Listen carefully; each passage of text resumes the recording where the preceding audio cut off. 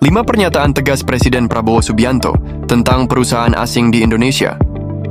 Pertama, dalam pertemuan dengan US-ASEAN Business Council, Presiden Prabowo menegaskan bahwa tidak ada toleransi terhadap korupsi di semua tingkatan.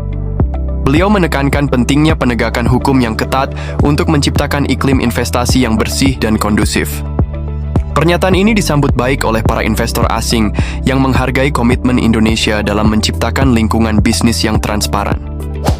Kedua, Presiden Prabowo menegaskan bahwa Indonesia tidak bisa terus-menerus mengimpor barang tanpa upaya untuk meningkatkan produksi dalam negeri. Beliau menekankan pentingnya membangun industri domestik yang kuat untuk mencapai kemandirian ekonomi dan mengurangi ketergantungan pada produk asing.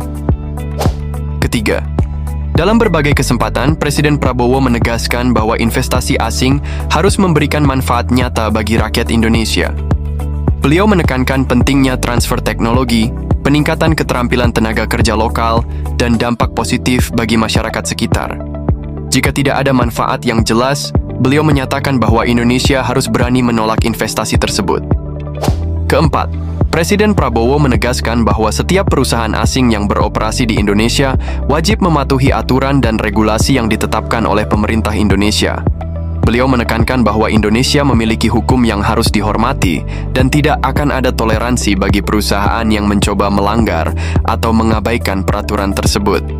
Kelima, Presiden Prabowo menegaskan bahwa Indonesia memiliki hak penuh atas kedaulatannya, termasuk dalam pengelolaan sumber daya alam dan ekonomi.